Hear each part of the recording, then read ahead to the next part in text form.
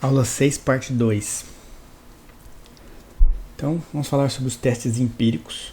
Vou apresentar 3 testes empíricos que são utilizados para a estimação da função de transferência do processo. Então, por empírico, entenda que são testes práticos que são realizados através de testes experimentais com o seu processo. Então, o primeiro dos 3 métodos, o primeiro método é o método em malha fechada. Então, você faz um teste em malha fechada. O que a gente vai fazer? A gente vai pegar apenas a ação proporcional.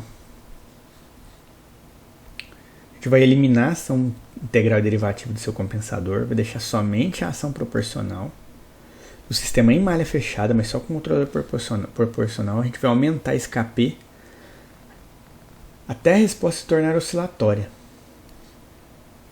e com amplitude constante, ou seja, quando o sistema está bem no nível de criticamente estável, criticamente estável, não amortecido. Os seus polos estão lá no eixo imaginário, um pouquinho mais de ganho vai ficar instável o sistema. Então, nesse ponto em que ele está oscilando lá, com a frequência e amplitude constante, você vai medir o período de oscilação, né, esse período aqui, chama PU último, de maior período que você vai encontrar. O último período que você vai encontrar do sistema ficar instável. Tá? E K último é o ganho K que você encontrou aqui. Ó. Qual foi o ganho K que te deu esse valor de resposta? Que é o maior K que você pode aplicar no seu sistema sem que ele fique instável. Tá? É o K crítico do seu sistema.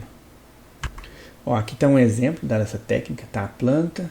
A gente coloca só um proporcional, fecha a malha e vamos aumentando ele observando a resposta. Olha aqui o exemplo. Aí o sistema ficou oscilatório dessa forma aqui. Ó. Se eu aumentar um pouquinho mais o K, isso aqui vai começar a divergir e vai ficar instável.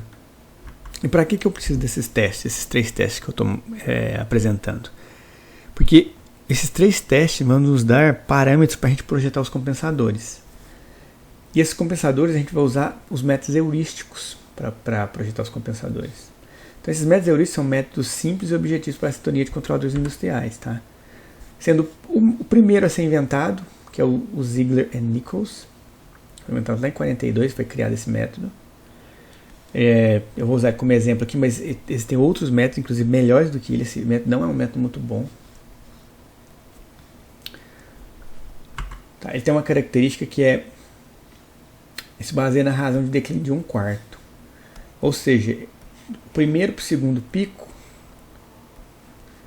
ele cai 1/4 do valor. Se o valor aqui for, por exemplo, 20, ele vai para 5, vai para 1/4. Essa razão de decaimento é muito agressiva, o que faz que na prática o sistema fica muito oscilatório, ele oscila muito, ele tem um pico inicial muito grande para depois conseguir cair. Por isso ele não é um método que eu gosto muito de utilizar. Mas aqui está a tabela dele, ó. Por exemplo, um PID vocês vão usar. Como é que você projeta o controlador, que você calcula o ganho proporcional, o TI e o TD. Ó, pega o valor do K último lá, que é o maior valor de K que você pode aplicar no sistema sem que ele fique instável. Multiplica por 0,6. PU, o período máximo, dividido por 2 para o TI e dividido por 8 para o TD. Que a gente tem um exemplo que a gente vai aplicar isso, ó, fazer uma simulação em malha fechada. Essa é a planta que a gente tem. 0,5 sobre 5S mais 1 N menos 2S, está aqui. Vamos aumentando esse ganho do proporcional aqui. Ó, tá aqui o sistema. Se a gente olhar aqui a resposta do sistema. Tá aqui o sistema, ele oscila. Mas antes da gente chegar aqui, ó, como é que eu cheguei nesse 9,18? A gente foi testando, jogou lá um valor de 5, simulamos, ó, o sistema está subamortecido, mas não está oscilatório ainda, não muito oscilatório, né? Vou aumentar aqui para 7 e ver o que acontece.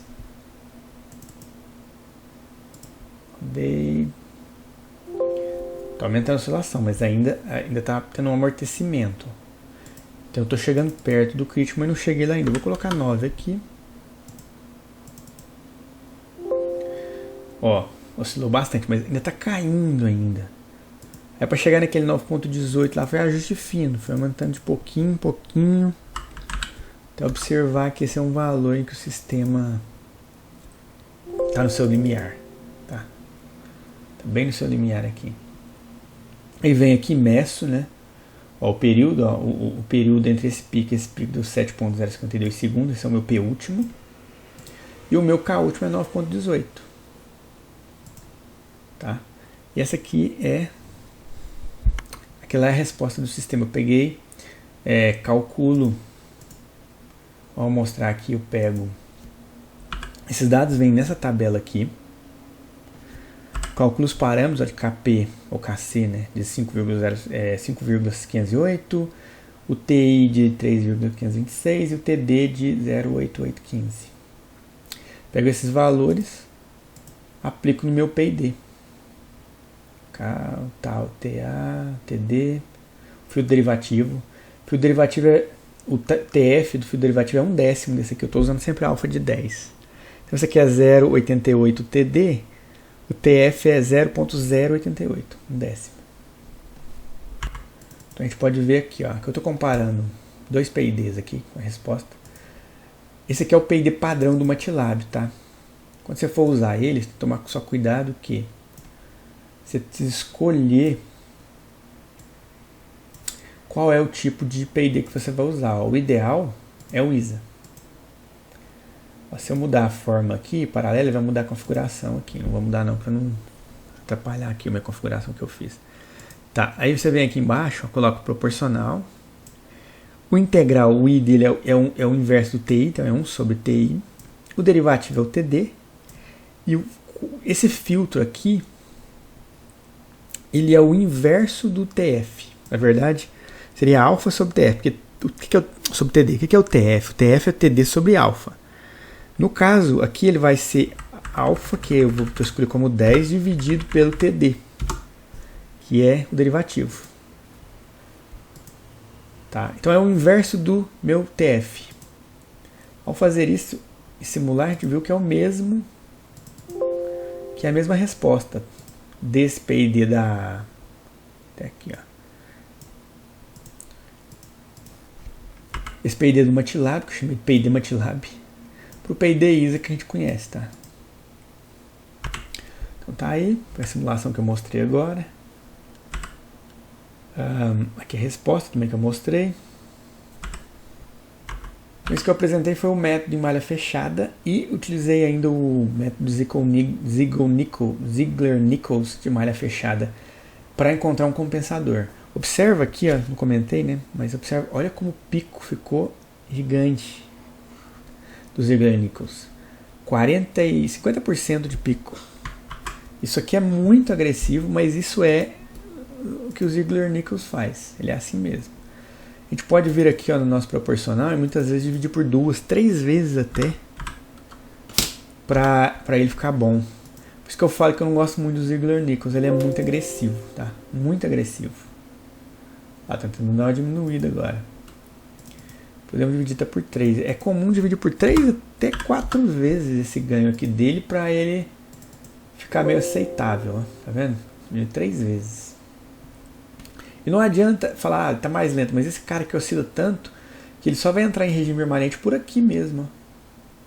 Então você consegue até diminuir esse ganho aqui e ainda fazer o sistema ficar melhor, com um ganho bem menor, ficar melhor do que ele estava. Dessa forma aqui, com esse pico absurdo. Tá? Por isso que eu particularmente não gosto muito do Ziegler-Nichols. Vamos passar para o segundo método, que é o método em malha aberta. Que talvez é o método que todo mundo conhece, é o mais comum. Que é literalmente a planta está em malha aberta e se aplica um pequeno degrau na entrada do processo. Um detalhe aqui que o pessoal, provavelmente, que não está acostumado, deve pensar que você dá um degrau grande. Não, ele é pequeno. Em torno, você pega e coloca a planta num ponto de operação, ó. E você dá um pequeno degrauzinho para cima ou para baixo em torno do ponto de operação para analisar o comportamento da planta. Tá? Analisando a resposta do processo à entrada degrau, pode-se estimar a função de transferência. Deve-se obter o ganho estático K, constante tal e o tempo morto θ. Lembra, a gente quer uma planta do tipo first order plus dead time, do tipo K, tal S mais 1 e na menos S θ. Aqui a gente tem um exemplo de um sistema de primeira ordem, ó.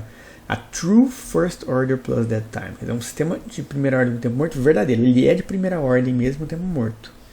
Então, ó, aqui foi aplicado um degrau nele, nesse instante. O sistema só começou a reagir aqui. Então, entre eu aplicar o degrau e ter a resposta, é o θ, é o tempo morto.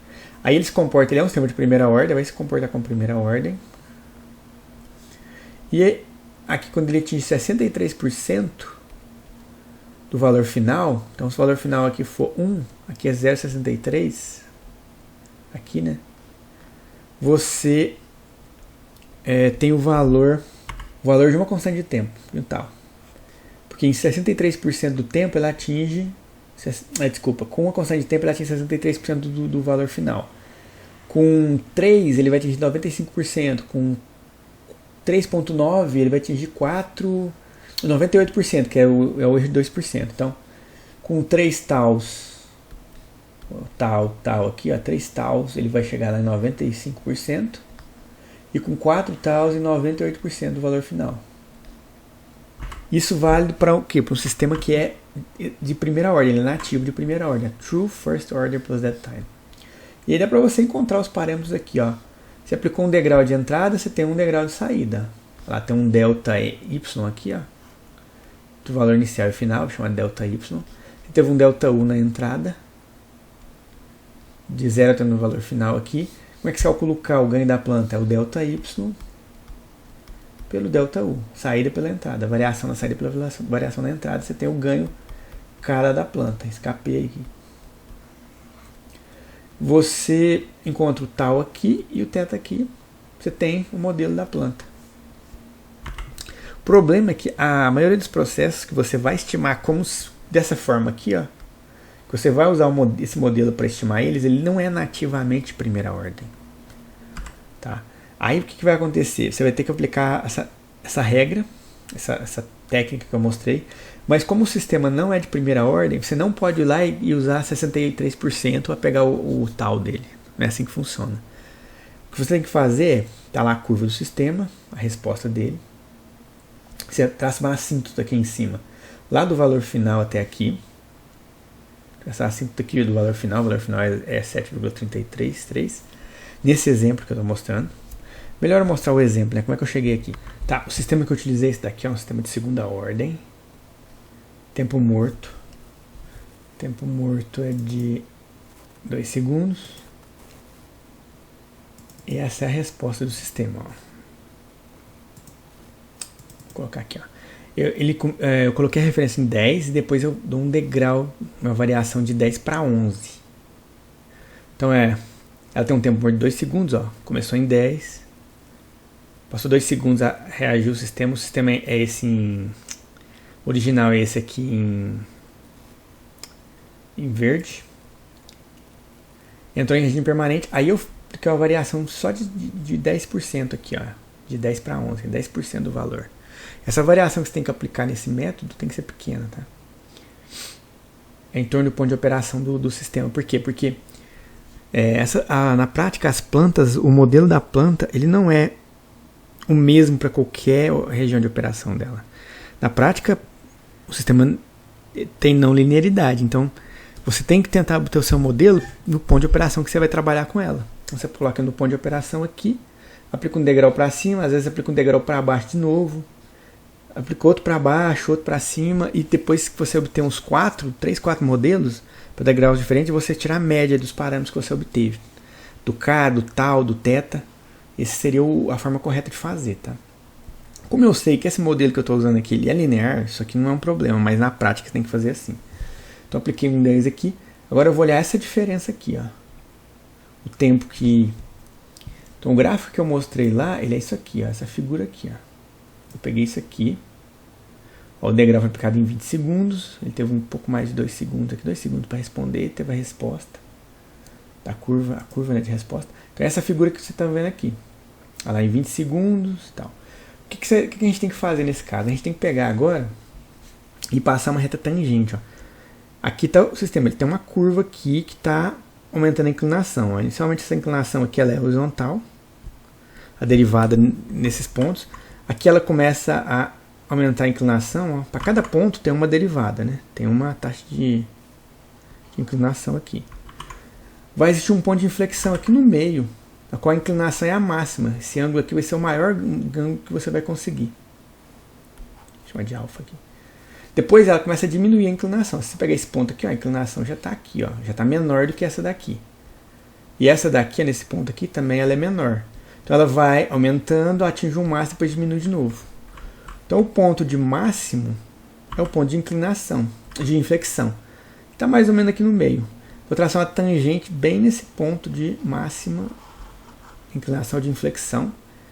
E esse ponto, essa curva aqui, ela vai encostar lá na assíntota que eu coloquei lá em cima, lá na assíntota do valor final. E ele vai tocar aqui embaixo também no valor inicial. Tem um ponto aqui, tem outro ponto aqui. Tá, tem um ponto aqui, tem outro ponto aqui. Onde ela encostou. O que a gente vai fazer? Vou também trazer agora uma reta, uma assíntota até aqui embaixo. E esse ponto até aqui, o tempo que você tem aqui, desce do ponto em que a reta encostou no eixo da assíntota do valor inicial para esse outro ponto aqui em que ela atinge o valor final, essa distância aqui, esse tempo, nesse exemplo de 2 segundos, é o meu tal. Tal igual a 2. Do momento em que eu apliquei o degrau, que foi 20 segundos lá na minha planta, até esse ponto que você marcou aqui, que nesse caso é em torno de 2,1 segundos, é o meu θ, é o meu tempo morto. Tá, então eu tenho tal agora, 2 segundos, θ 2,1. Como é que eu calculo o Kp, que é o ganho de processo? O Kp, mesma história. Eu apliquei um degrau unitário, então eu sei que o ΔU aqui, ΔY, por ΔU. Que o ΔU é 1 nesse caso, poderia ser outro valor. E o ΔY é de quanto? É de 7,33 até 6,66, o que dá 0,66, tá? 6. Que é igual a 2/3 isso aqui. Então esse é o valor do meu Kp. Então não confunde Kp da planta, Kc do meu compensador. Aí o que a gente faz? Você calcula agora o ganho Kc como sendo 1,2 vezes tal, dividido por K, que é o Kp da planta que eu acabei de encontrar lá, é meu θ. Encontrei esse valor aqui. O tau I, para o PID, né, é 2 vezes o tau, que era 2,1. O θ, desculpa, 2 vezes o θ, que era 2,1, 2 vezes 2,1, 4,2. E meio vezes o θ, que era 2,1, então 1,05. O fator de incontrolabilidade é 1,05. Tá, então é isso aí, encontrei os meus parâmetros. É isso que eu precisava para o meu compensador ser implementado. Tá? O que eu fiz aqui nessa simulação? Eu fiz o meu sistema original. Agora eu simulei e comparei os dois com o meu modelo que eu acabei de obter, que é tal igual a 2, K igual a 2/3 e θ igual a 2,1. Tá, ao fazer isso, eu obtive a vermelha aqui, que é a opção 2, que é o meu modelo que foi identificado. Tá? Esse é o modelo real e esse é o modelo identificado. Tem uma diferença entre os dois, observa. Por que isso acontece? Porque esse método é um método genérico. Você vai usar para diversos tipos de sistemas, diversas ordens, com diversos tempos mortos, com diversos fatores de incontrolabilidade diferentes. Então, ele tem um erro aí significativo, mas ele funciona bem para processos lentos, físicos que você tem na indústria, que você precisa de uma identificação rápida do sistema. Tá? E lembrando que esse método que eu acabei de mostrar aqui agora, de usar o gráfico e traçar uma tangente, que geralmente é feito com uma régua, isso aqui é um método prático que era utilizado antigamente, porque antigamente você não tinha computador. O que o pessoal tinha? Tinha papel. Ia lá, pegava os dados lá do processo, traçava, plotava no papel milimetrado e fazia à mão tudo isso aí. Então é assim que esse método foi desenvolvido, tá? Manualmente. Ó, algumas observações interessantes aqui, importantes. Tá? O Kp ele é inversamente proporcional ao K, ou seja, Kc, na verdade. Esse Kp é o Kc, é o nosso controlador. Ao K, que é o Kp, que é o da planta. Ou seja, quanto maior o ganho da planta, menor vai ser o ganho do compensador. Isso é óbvio. Então o Kc é inversamente proporcional ao fator de incontrolabilidade. Sim, porque quanto maior o fator de incontrolabilidade, mais difícil é controlar o sistema, mais lento tem que ser o seu controlador. E o Kc é o que nos dá velocidade no sistema. Então você tem que diminuir o valor dele quando isso aqui ficar mais crítico, ficar maior, porque o sistema tem que estar lento. O sistema lento, Kc é pequeno. Kc diminui para o sistema ficar mais lento e mais robusto. Quanto maior o θ, né, que é o tempo morto, o controlador deve esperar mais para repetir a ação proporcional. Ou seja, o seu τi tem que ser maior. Aumenta o τi e diminui a ação integral. Então a ação integral vai ser diminuída. Segundo Ziegler-Nichols, de 0 a 0.3 fator de controlabilidade. Segundo esse cara, já o Rivera, ele fala que de 0.2 a 0.4. Isso é uma faixa ideal para usar esse método. Tá? Esse Ziegler-Nichols falou que é de 0.1 a 0.3, o outro cara já falou não, é de 0.2 a 0.4, que é melhor. Tá? E acima de 4, o sistema é instável. Esse controlador vai ser instável. Isso aqui é muito grande, tá? O fator de controlabilidade de 4 é muito elevado. Significa que o seu tempo morto é mais que 4 vezes maior do que o seu constante de tempo de processo.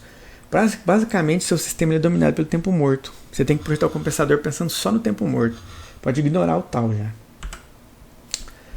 Desenvolvido para controladores analógicos, a técnica, tá? Então, se o TA, que é o tempo de amostragem, for significativo, a razão de declínio será maior que 1/4. Esse tempo morto aqui, verdadeiro, vai ser sempre o tempo morto mais a metade do período de amostragem, para sistemas digitais. Tá? Pode ser instável devido a erros de modelagem, mínimo, não linearidades. Então, você faz todo o projeto e se o seu erro for muito grande, esse sistema pode ser instável ainda. Para aumentar a robustez dele, sugere-se diminuir os ganhos propostos por Ziegler-Nichols, que na prática vai ter que fazer. É muito agressivo o Ziegler-Nichols. O terceiro método é o método dos relés ou o método da esterese. O terceiro método dos relés em malha fechada, né, ou esterese, ele utilizando relés em malha fechada, pode-se provocar oscilações limitadas e controladas no processo. Eu já vou explicar o que quer dizer esse negócio de relé. Basicamente é você fechar a malha e você controlar com uma esterese mesmo o valor máximo e mínimo que é do sinal que você aplica na entrada da planta. Tá? Limita-se a entrada da planta em torno de um ponto de operação. Então, você define um ponto de operação e faz ela oscilar com pequenas amplitudes em torno daquele ponto de operação somente. Aí você vai obter o que? Uma oscilação uma oscilação que vai ter uma amplitude de oscilação e um período de oscilação. Isso na saída. Esse valor de oscilação é pequeno e controlado. Tá. Uma vez que você encontrou esses valores do período de oscilação, ele é o P último que você vai usar lá naquela tabela do primeiro método que eu falei que tinha o K último e o P último. E o K último é calculado como sendo 4 vezes o H, que é o valor da variação de entrada da planta que você criou. E já vou mostrar, e dividido pela amplitude. E já vou mostrar isso numa simulação, para ficar mais didático. Então tá aqui o sistema que eu quero mostrar. Minha planta. 0,5 por 5S mais 1, exponencial de menos 2S, né, 2 segundos de tempo morto. Para implementar esse relé, o que a gente usa? A gente usa um saturador. E a gente usa um ganho muito grande, proporcional muito elevado. Isso dá para fazer com PID industrial. O PID industrial tem como você limitar lá as saídas dele, em muitos casos, para permitir esse teste aqui. Você vê o ponto de operação seu, você fala, meu ponto de operação é em 25. Vou fazer ele oscilar de 24 a 26. Coloco um ganho bem grande proporcional aqui, justamente para ele ficar oscilando, para ele ter esterese, né? Rodei. Meu set point é em 0,5. Em 10 segundos ele vai de 0 para 0,5. Então tá aqui, ó. Esse aqui é o meu set point. Desculpa, meu set point é esse aqui, ó, em verde. Esse é o set point. 10 segundos, vai de 0 para 0,5. Em vermelho você tem a saída do sistema, ó, que aqui ele começou a oscilar numa forma de esterese. Ele vai até um valor máximo e mínimo, em torno da minha referência de saída. E aqui você tem a saída do compensador, que é aqui, ó, que é o que está entrando na planta. Que é o relé que você fez. Você fez o relé o quê? Essa forma de onda aqui, ó. Ela ficou oscilando de 0,9 a 1,1, 0,9 a 1,1. Então eu peguei o meu valor do ponto de operação aqui, que é a entrada da planta que eu preciso para ela dar 0,5 na saída. E faço ela variar 10% para mais e 10% para menos. Tenho na saída uma resposta agora que ficou oscilando nessa forma de esterese aqui. Meço o período. Desculpa, na verdade é que eu não estou medindo o período, estou medindo a amplitude, tá? Do mínimo para o máximo aqui, ó. Eu tenho esses dois valores. E aqui tem o ΔY. Aquele ΔYSA aqui, que é a amplitude, ó, 0.0329. Menos 2, 0.03287. Que é o que eu devia ter usado, eu arredondei. Mas enfim, tá aqui a amplitude, o ΔY, daqui para cá. Para pegar a amplitude, o tempo, eu vou pegar e vou arrastar esse carinha para cá, ó, tentar achar ali o pico para pico. E vou achar aqui em torno de 6, 6.87, 6.85, 6.85, mais ou menos, tá? De pico a pico. Então o que eu acabei de encontrar? Eu acabei de encontrar o A, que é a amplitude de oscilação, e o P, que é o período de oscilações. Com isso eu calculo o P último e o K último. 4 vezes H, ó, lembra, H lá era 0,1, meu H. Vai de 1 a 1,1, de 0,9 a 1,1. Então é 0,1H, mais ou menos isso. A amplitude lá é 0,0329, eu acho. Vezes π. É que você calcula o K último.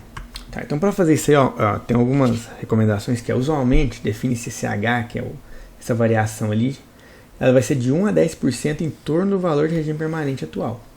Tá? Então no caso meu valor lá era 1, regime permanente, e eu estou variando de 0,1 a 0,9, ou seja, variando 10% a mais e 10% a menos.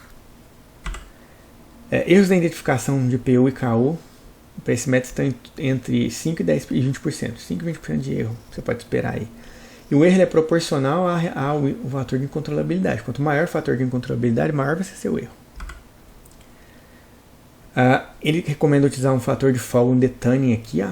Então você vai pegar esse KU e KU, usar aquela tabela que a gente usou para o primeiro método, só que depois você vai corrigir o tau i, o ti e o kp, pegando o valor da tabela, no caso dividindo por f sobre 2, f é 2,5, e pegando também o tau i da tabela e multiplicando por 2,5, para corrigir eles. Vamos lá, o que eu fiz aqui foi isso. Peguei os parâmetros, né? Calculei daquela forma lá os parâmetros do meu proporcional, com a correção. O meu tau i está aqui, ó, também com a correção. Deixa eu tirar isso aqui, que isso aqui é um experimento que eu estava fazendo. Então aqui está o tau i, que deu 8,56, o kc 1,85 e o td aqui, ó. E aqui o n, que é o tf, que é o inverso do tf. O n é o inverso do tf. No caso, como o tf é td sobre o alfa, eu estou colocando alfa sobre td. Alfa é igual a 10, td está aqui. Rodo. E vou ter a resposta do Ziegler-Nichols. Que eu achei bem lenta, eu achei bem ruimzinha, lenta. Curiosamente, geralmente ela é acelerada, né? Mas por que ela ficou assim? Por causa da correção de detuning que ele fez. Porque o Ziegler-Nichols normal podia até ficar instável aqui. Ao fazer essa correção, esse cara aqui foi diminuído. Ele dava 2 e pouco ao 1,8 e esse aqui aumentou bastante, ó, aumentou 2,5 vezes.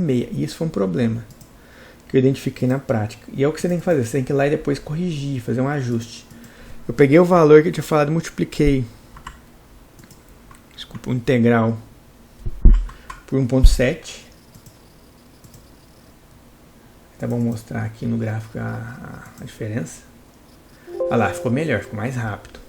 já gostei desse valor aqui. Eu fiz um ajuste nele depois que eu encontrei aqui pelo método empírico, o método Ziegler-Nichols, os parâmetros, testei, falei, tá meio lento, deixa eu dar uma acelerada, deixa eu aumentar a ação integral aqui um pouquinho, tá? E aí eu apresentei para vocês os 3 métodos empíricos, que a gente tem o de malha aberta, o de malha fechada e o do relé, método relé. Só para esclarecer, a tabela que você usa aqui é essa tabela aqui. Essa tabela aqui, tá? Você encontra... Só que depois você faz a correção desse valor aqui e desse valor aqui, usando o Detane.